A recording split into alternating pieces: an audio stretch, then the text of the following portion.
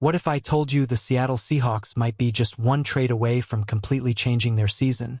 Or maybe destroying their future?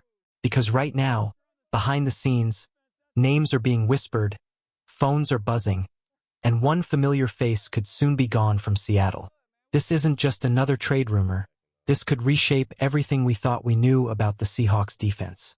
According to ESPN's Adam Schefter, the trade winds are starting to swirl around the NFL, and yes, your Seattle Seahawks are right in the middle of it. Teams across the league are quietly preparing to make their moves before the trade deadline, and Seattle has become one of the most intriguing names on that list. Now the big question is, what direction will this team take? Do they double down, push for a playoff run, and bring in a difference maker? Or do they hold their ground, trust the roster they've built, and ride it out? If you were the Seahawks GM, what would you do? Would you take a big swing and make a trade before the deadline in early November? Or would you say, this roster is enough, no changes needed? Let me know in the comments. T for trade, P for pass. But let's talk about the name that's sparking all the noise right now. Because when Schefter dropped his latest report, one player instantly stood out. A name fans didn't expect to hear but deep down knew might appear eventually. Rick Woolen. For months, insiders have hinted that Seattle might be open to moving on from Woolen. He's on the final year of his rookie deal, and the team hasn't shown signs of a long-term extension. A few weeks ago, Ian Rappaport even mentioned that the Seahawks were listening to offers, and now, Schefter's latest update confirms it. Seattle is officially testing the market for Rick Woolen. At first glance, that feels shocking. This is the same corner who burst onto the scene as a rookie, locking down elite receivers, flying across the field, and nearly stealing the Defensive Rookie of the Year award from Sauce Gardner. He was electric, the kind of young talent that gives a defense identity. But over time, the numbers started dipping. Each year, a little less production, a few more missed tackles, a few more injuries. And now, this season, it's been tough. Woolen missed multiple games, including Week 6, and even when he played earlier, it was clear he wasn't 100%. Still, here's the thing, trading him now would be a massive risk. Because as we've seen over the past 2 weeks without him, Seattle's secondary feels like it's hanging by a thread. Devin Witherspoon has been banged up. Josh Jobe started hot but has cooled off. Darian Kendrick looked solid early but has taken a step back. And honestly, the thought of Nehemiah Pritchett being forced into another starting role should make every Seahawks fan nervous. This defense is thin. One more injury, and you're talking about desperate moves, calling up Shaq Griffin or shifting players out of position just to stay afloat. That's how fragile things are right now. So yeah, maybe Rick Woolen hasn't been perfect. Maybe he's had his share of blown coverages. We all remember that Week 1 disaster against San Francisco. But even with his flaws, he's still one of the few corners on this roster with the speed, length, and instincts to change a game. Trading him?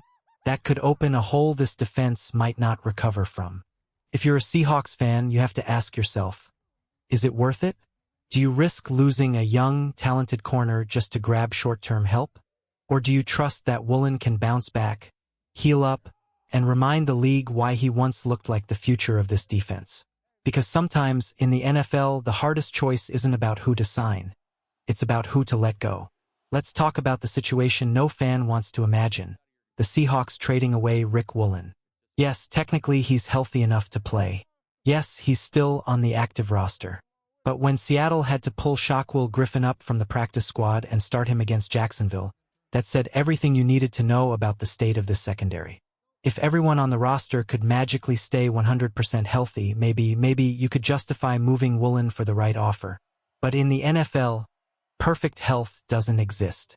Every week brings new injuries, new setbacks, and new lineup changes that test a team's depth. And that's exactly why trading Woolen right now would be a massive mistake. You can't predict who'll stay healthy. You can't predict what's coming next. That's why every good team has a plan B, C, D, and E. And for Seattle, Woolen is those plans. He's the safety net, the insurance policy that holds the secondary together when everything else falls apart. Even if he's not playing like his rookie self, just having him in the rotation means you can breathe easier. Because when disaster strikes, and it always does, you're going to wish you still had him in that locker room. Now, Could Seattle consider trading Woolen for another cornerback? Sure, if it's a one-for-one deal that actually makes them better, like the kind of swap we saw between Cleveland and Jacksonville earlier this year. But here's the problem. Who's really out there that's better?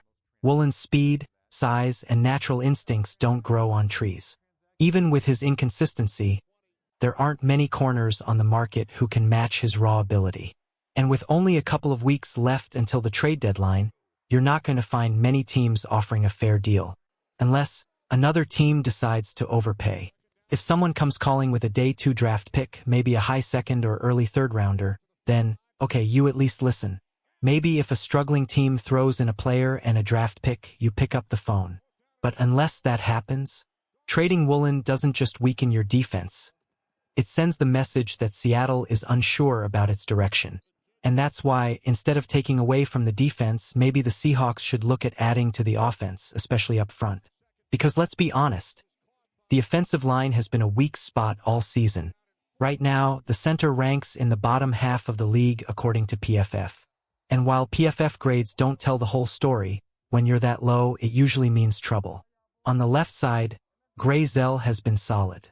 But the right side, Anthony Bradford has improved, sure, but he's still not playing at a starter's level.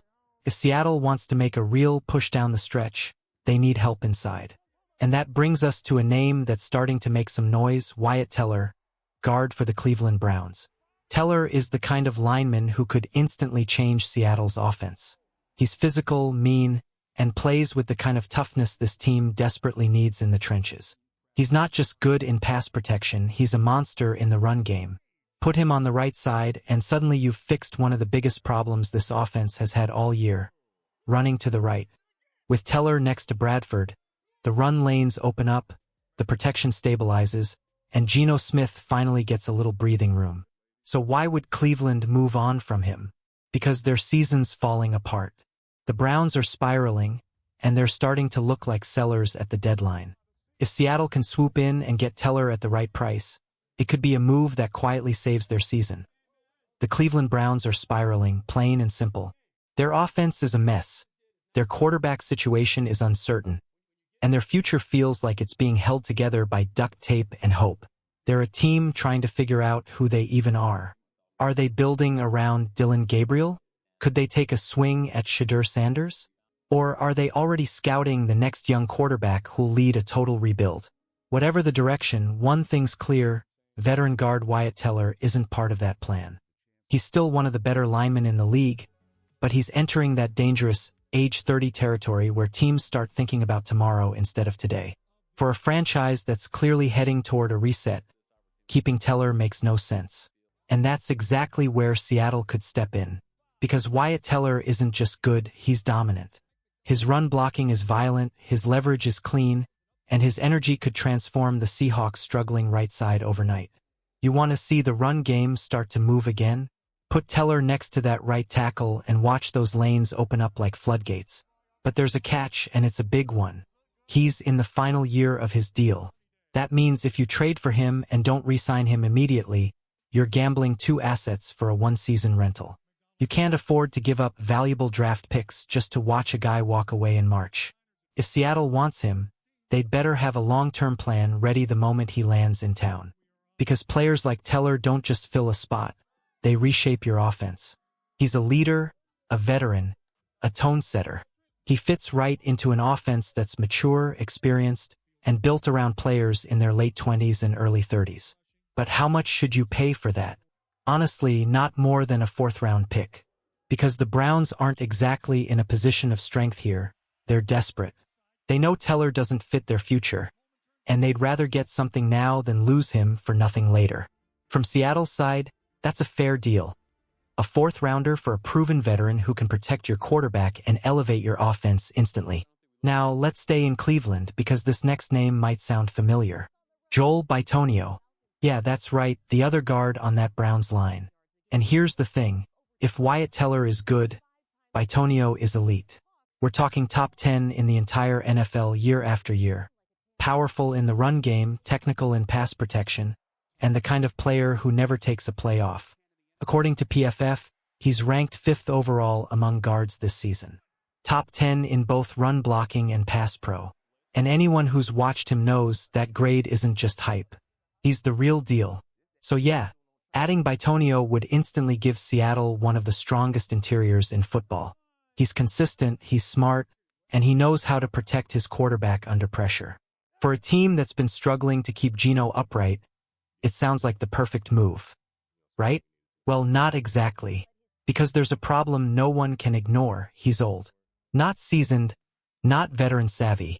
Just flat out old by NFL standards.